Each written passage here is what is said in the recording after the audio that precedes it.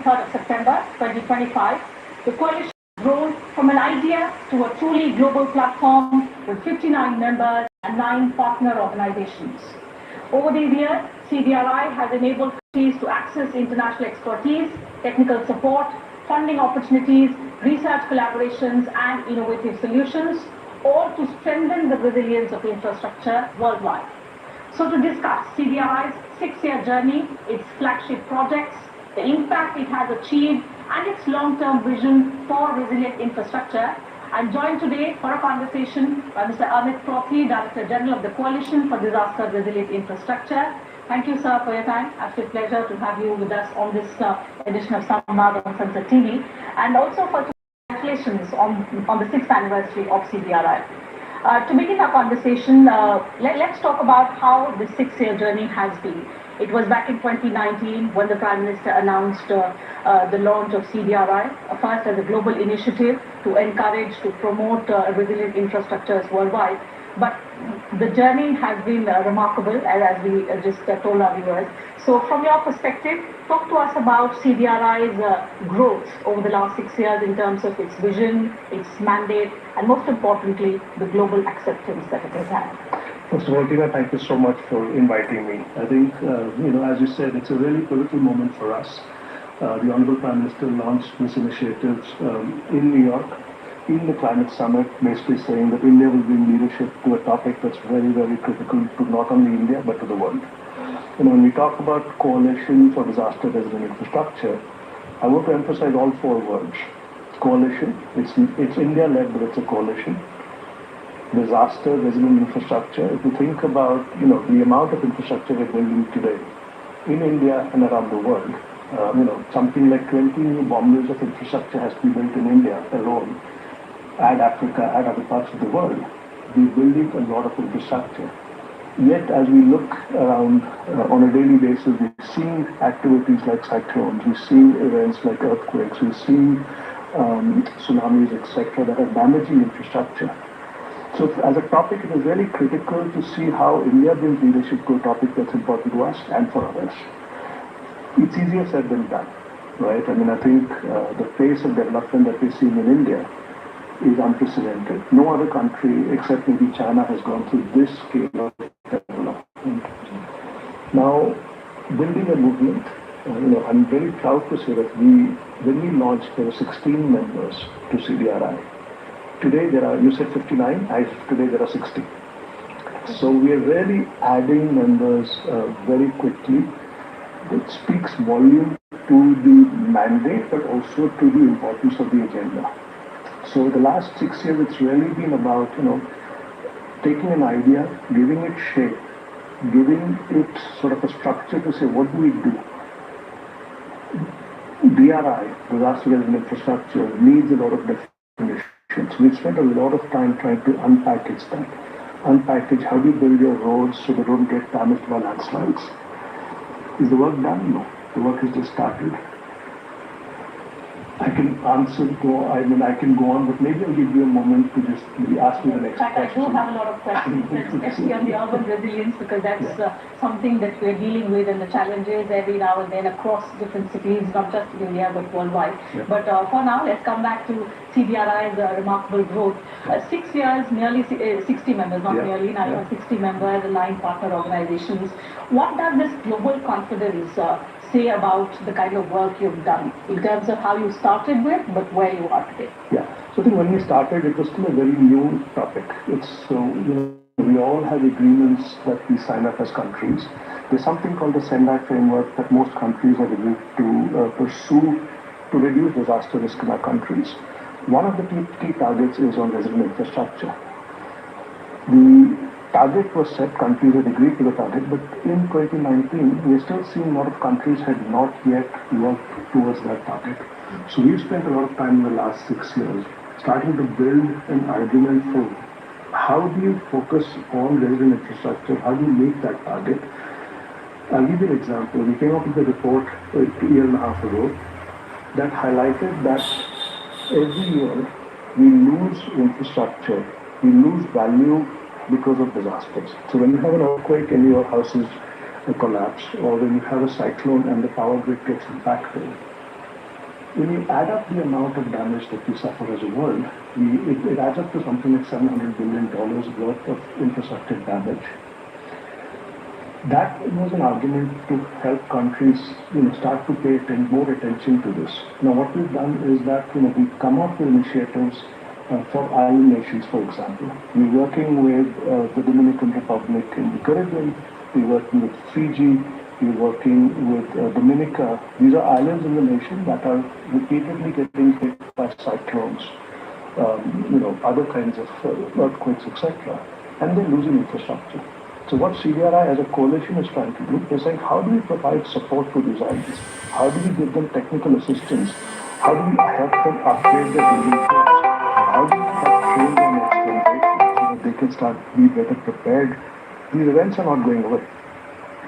But you're building infrastructure. How do you do it in a way that you don't lose it again and again? But you actually do it in a way that you know it's coming, but your house will stay standing.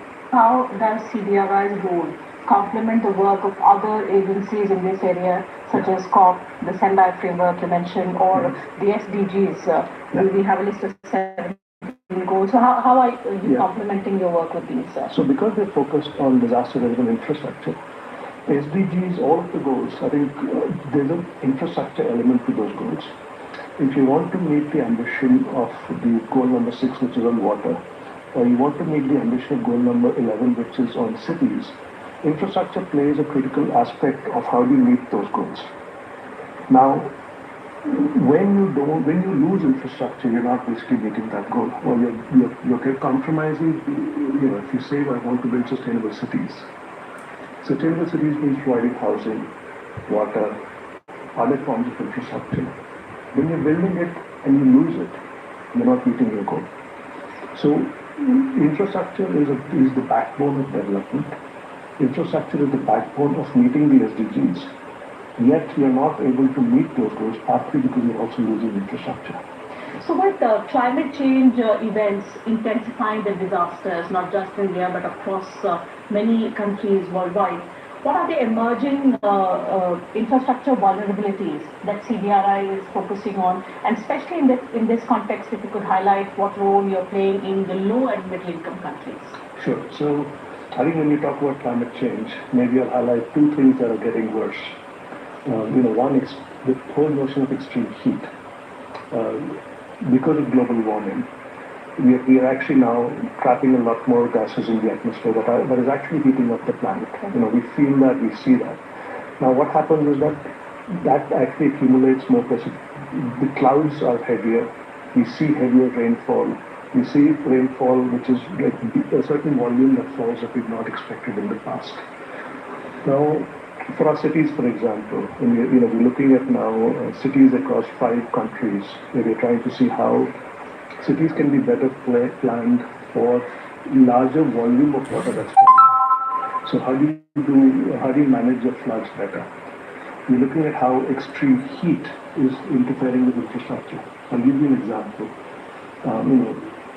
When you have our roads are being built for a certain temperature, and now extreme heat is causing our roads the tar to melt. Or railroads sometimes are being built, but the tracks are starting to buckle up. Or you're running trains, and now you need to actually be better prepared for a warmer climate.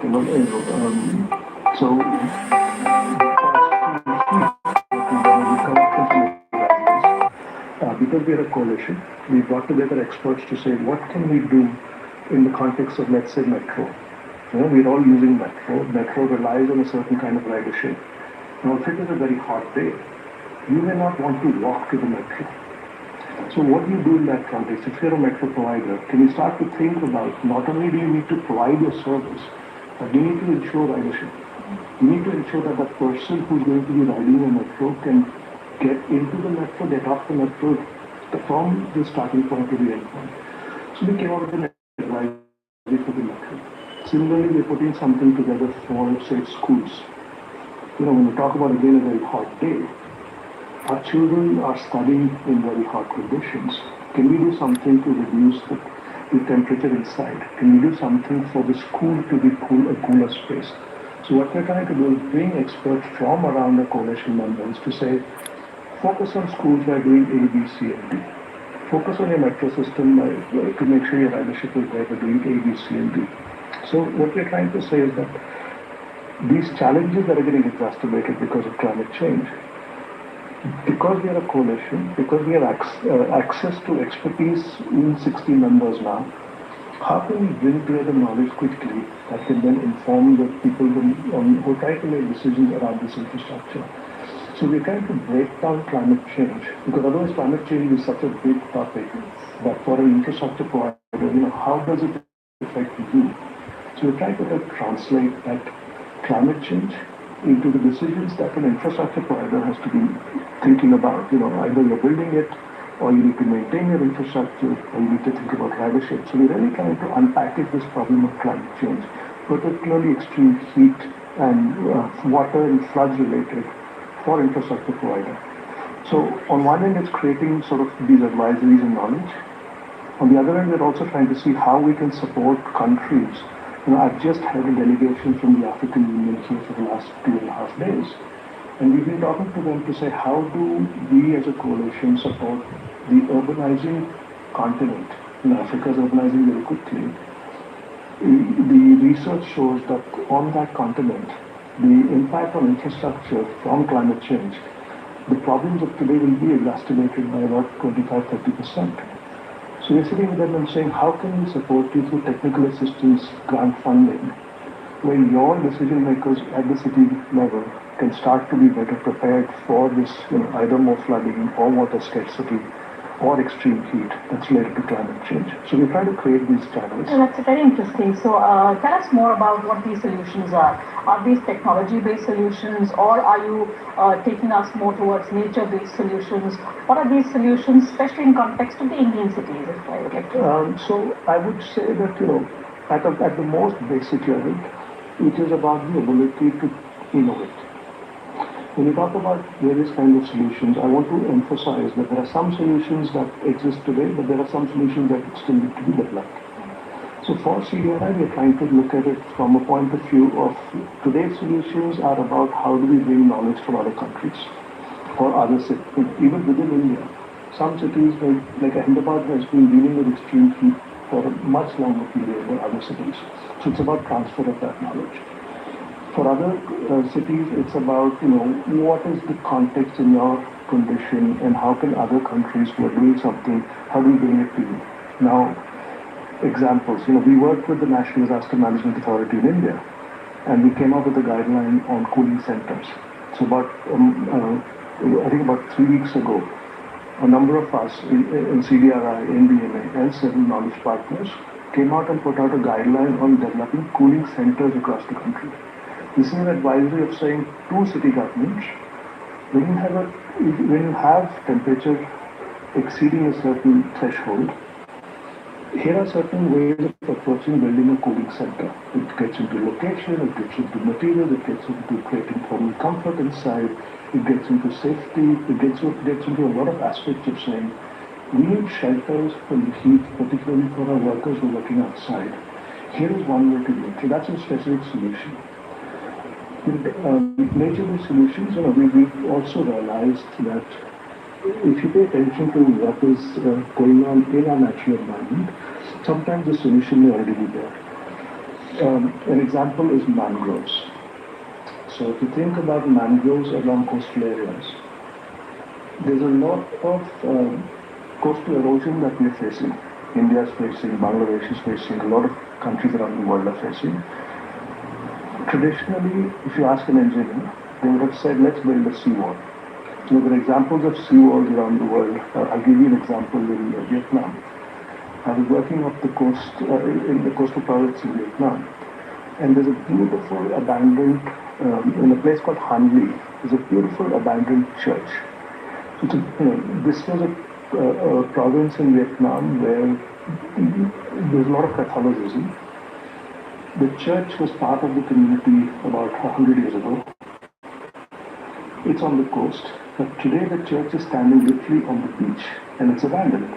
And if you look into the water, you see a seawall that is abandoned. Now the country has built a coast seawall about 300 meters behind the church.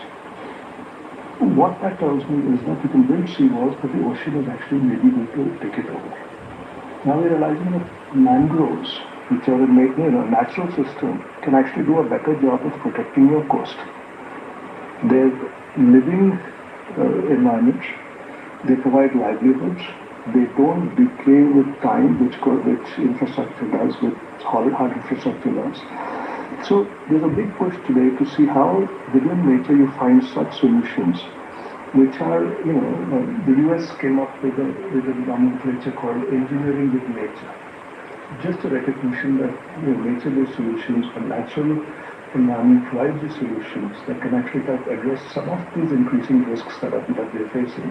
And for CDRI, what we're trying to do is that when you're building infrastructure to address greater risks that are coming, can you do it in a way which is not just hard infrastructure, but we can also borrow from the natural environment? So we're promoting those kinds of solutions as well. All of this is Vietnam actually took me to what we've been witnessing in the last few months in our hill states of Uttarakhand and Himachal Pradesh, where the rivers have taken over a lot of the infrastructure. And in a way, we are seeing that these extreme weather events, that are taking place, how cities have become the front lines of these disasters.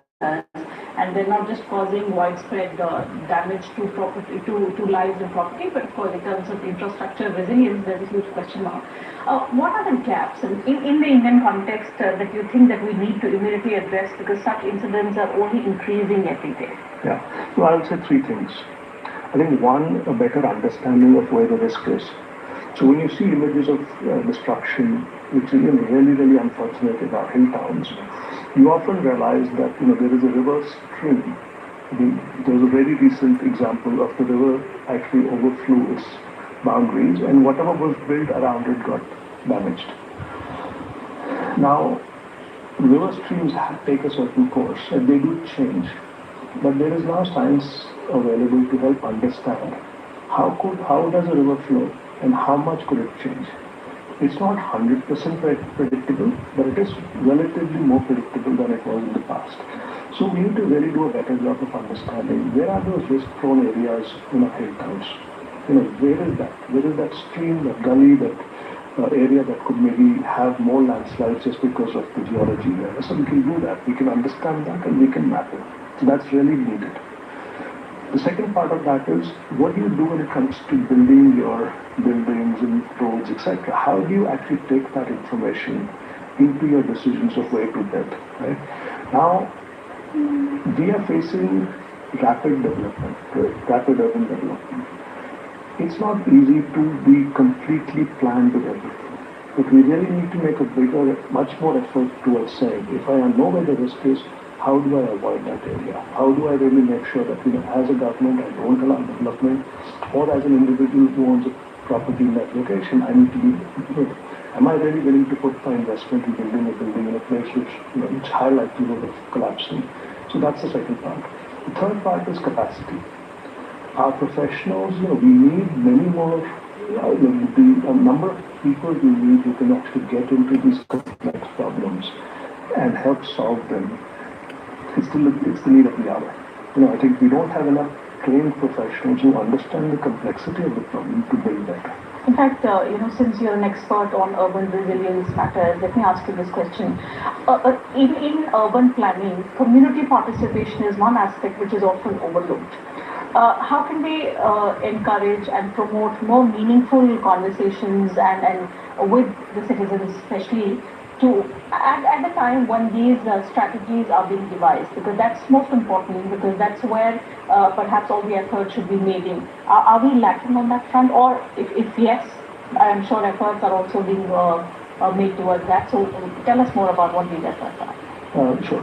So I think community participation is absolutely critical when you come to making these decisions. And, I've had an opportunity now to work across more than 15, 20 countries in the world, right? So, and I can give you examples of, I remember being in Korea in the capital city, and we were working on resilience. And we organized a meeting where 6 or 7 departments within the city municipality came together And when we walked away, the people were so proud that so many departments had come together because that had never happened in the past. I remember working in China, and two departments came together and talked to each other, and they'd never done it.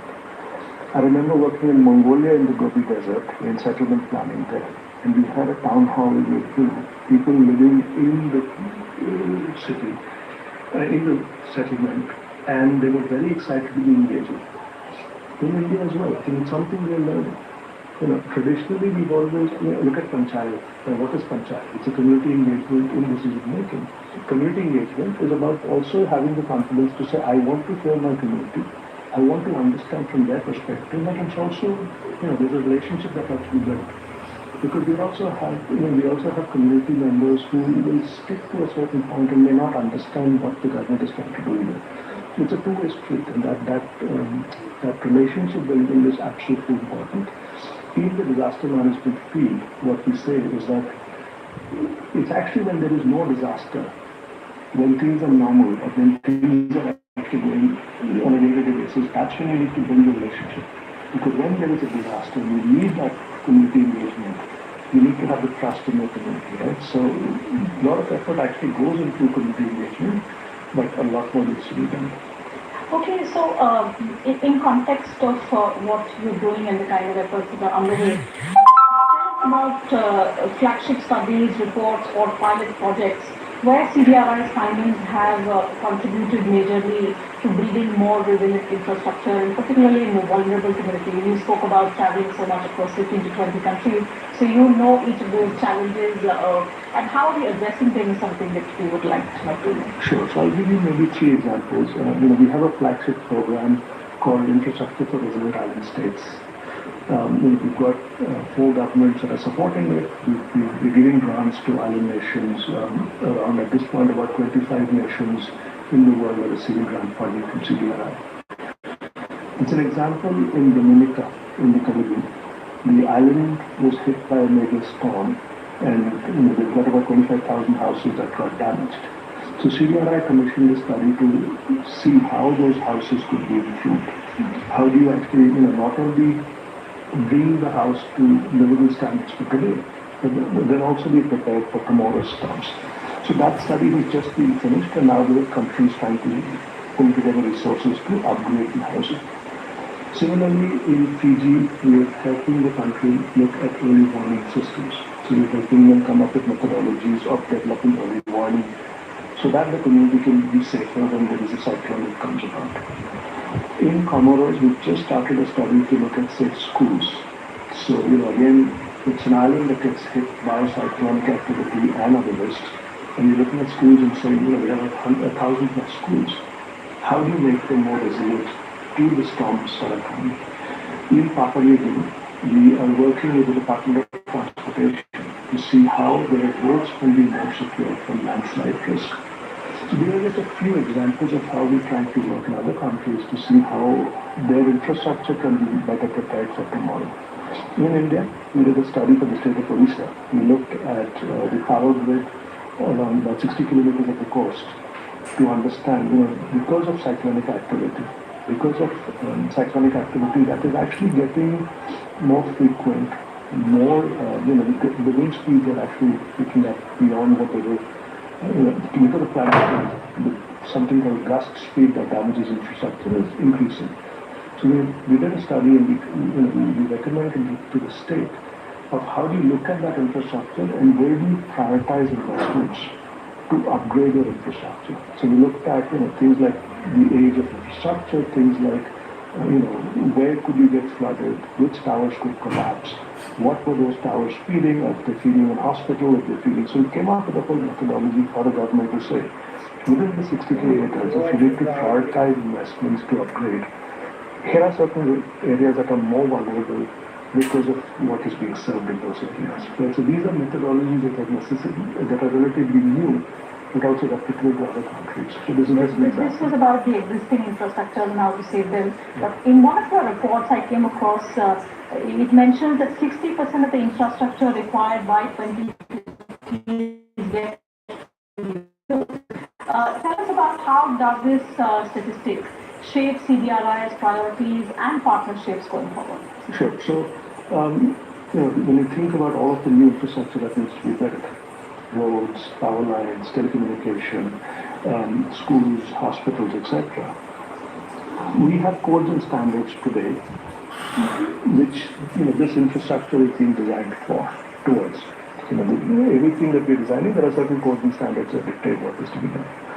So we're looking at those codes and standards more carefully. Again, if I take the island nations, for example, they're trying to see how their codes and standards could be improved. So what they build tomorrow is actually better prepared for tomorrow's problems. Right. Same thing in Africa. Africa, there's lots of development still happening in Africa. Energy systems are being built.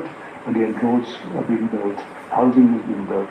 So we're trying to come up with methodologies, and this is also grant funding to countries to say, we'll help you develop a better code so that, when you're building your road, you've got an understanding that if you're in a flood-prone area, this is the kind of codes you need to meet. If you've got, so the whole notion of policy that defines development, that's the work we're doing. That again shapes tomorrow's development. When it comes to cities, a lot of the development is happening on the periphery.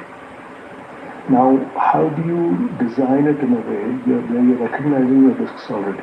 For example, you have wetlands, you have slopes, you have areas that are more prone to disasters. How do you recognize that? So that when you're building, you're not building in those areas. That's about new development. Right? So same thing goes with infrastructure, same thing goes with airports. We're building a lot of airports. Are we building them in locations where the airport may get flooded or a landslide may get, In the earthquake space, we know that we've had standards already for earthquakes. We know it is by zone 4, zone 5, our buildings are trying to be